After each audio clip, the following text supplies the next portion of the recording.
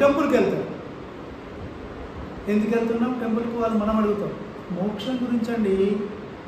మేము మోక్షం గురించి టెంపుల్ దగ్గరికి, అయ్యగారి దగ్గరికి పూజలు చేస్తున్నాము, స్తోత్రాలు చదువుతున్నాము అని చెప్తారు.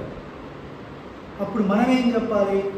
మోక్షము అది కాదు, దుఃఖ నివారణే మోక్షము, వేరే కాదు అని మనం చెప్తాం.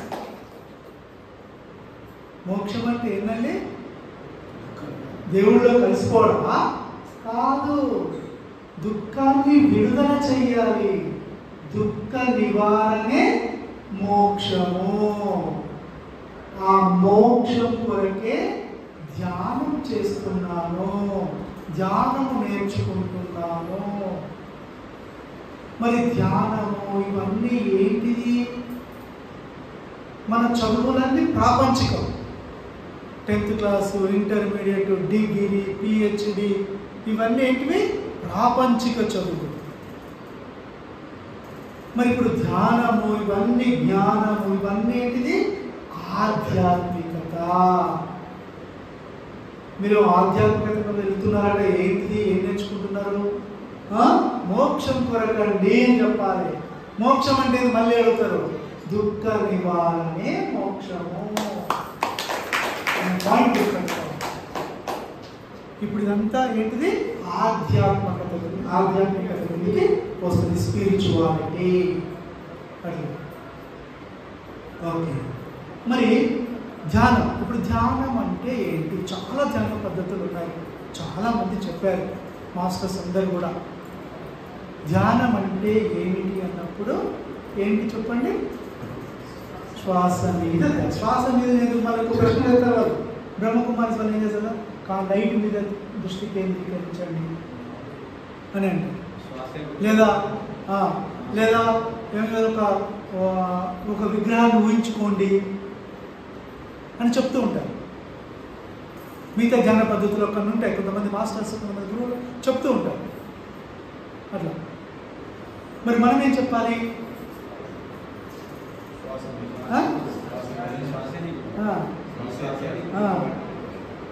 శ్వాసే గురువు అని చెప్తారు. ఓకే, మీరు ఏది జ్ఞాన నవరాత్రాలలో బాగా ఉన్నారు, మీరు శ్వాసే గురువు అని చెప్తున్నారు. ఓకే, అయితే శ్వాస మీదనే ఎందుకు పెట్టాలి? గురువు దగ్గరనే ఎందుకు ఉండాలి? మనం ఎప్పుడు కానీ వర్తమానంలో ఉండాలని ఒకసారి చెప్పిన సార్ చెప్పారా? ప్రజెన్స్లోనే ఉండాలి. మరి శ్వాస అనేది ఎప్పుడూ ప్రజెన్స్లోనే ఉంటుంది. వర్తమానంలో ఉండేది శ్వాస ఒక్కటే. అంటే వస్తున్నది పోతుంది, వస్తున్నది పోతుంది, వస్తున్నది పోతుంది.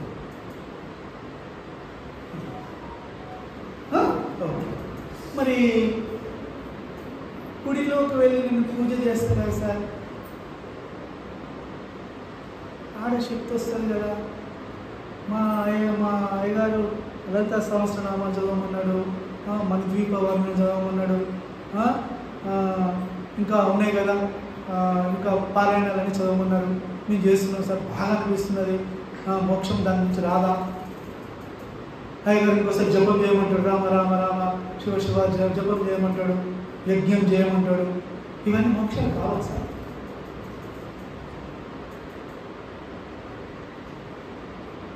చెప్పండి, వాటికి మన ధ్యానం తేడా ఒకసారి చెప్పే ఉంటాను, మళ్ళీ ఒకసారి రికలెక్షన్ చేస్తున్నాను నేను ఒకసారి. అయితే ఒక శ్లోకం మీరు చెప్పే ఉంటారు, పూజ కోటి సమం స్తోత్రం, స్తోత్ర కోటి సమం జపం, జప కోటి సమం ధ్యానం, ధ్యాన కోటి సమం. ఉత్తర గీతలో శ్రీకృష్ణ కూడా చెప్తే ఉన్నాడు. అయితే మిగతా వాటికి అంత పవర్ ఆ సన్నిధిలో.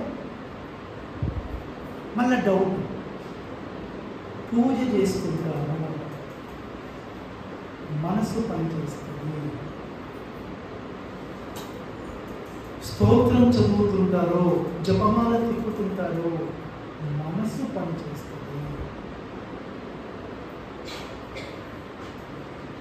మరి మనసు పనిచేసినప్పుడు విశ్వంలో ఉన్న శక్తి మనకు రాదు. ఇది గుర్తుపెట్టుకోవాలి.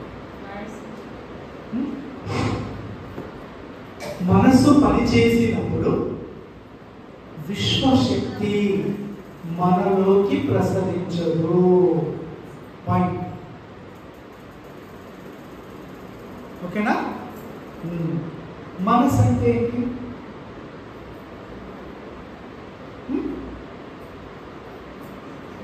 ఇట్ జనరేట్స్ థాట్స్, ఆలోచనలు ఉత్పత్తి చేస్తాయి. మనసు పని. ఆలోచనలు చేసినంత కాలం మనకు శక్తి రాదు. మరి ఏం చేయాలి? ఆలోచన రాకుండా చూసుకోవాలి. మరి ఆలోచన రాకుండా చూడడం ఎంత కష్టం. మనసుని కంట్రోల్ చేయాలి, మనసులో తన డ్యూటీని తప్పించాలి అంటే ఏం చేయాలి? ఏదైతే ప్రజెన్స్లో ఉందో, వర్తమానంలో ఉండే శ్వాసక్రియను గమనించినప్పుడు, మనసు అనేది గమనింపచేసినప్పుడు ఆలోచన చేయలేదు. అయినా మన మనసు ఏం చేస్తుంది? కళ్ళు మూసుకోవాలి, శ్వాస మీద పెట్టాలని ఆలోచన వస్తుంటుంది. మళ్ళీ శ్వాస మీద పెట్టాలి, మళ్ళీ శ్వాస మీద పెట్టాలి. పెడుతూ ఉన్నప్పుడు డెన్సిటీ ఆఫ్ థాట్స్, ఆలోచనల సాంద్రత క్రమేపీ తగ్గుతుంది.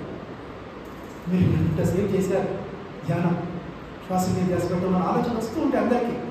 కానీ ఒక గంట సేపులో ఒక 5 నిమిషాలు 5 నిమిషాలు ఆలోచన లేకుండా ఉంటుంది తప్పనిసరి. స్టార్టింగ్ ఆ 5 నిమిషాలు ఎప్పుడైతే ఆలోచనలు రావో, ఇక్కడ మన బ్రహ్మగంధము తెలుసుకుంటుంది. మరి ఇప్పుడు తెలుసుకోవాలా సార్?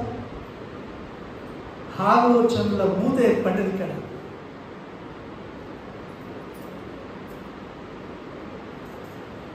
మనసుని ఎప్పుడైతే శ్వాస మీద పెట్టామో ఆలోచనల ముందు ఎగిరిపోతే ఆలోచనలో కదా ఓపెన్ అయితే, ఎప్పుడైతే ఓపెన్ కాగానే విశ్వశక్తి మన శరీరంలోకి విపరీతంగా ప్రసరిస్తుంది.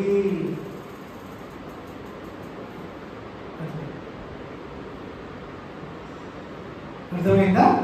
ఇది గుర్తుపెట్టుకోవాలి. ధ్యానములో ఏమి జరుగుతుంది? విశ్వశక్తి లోపలికి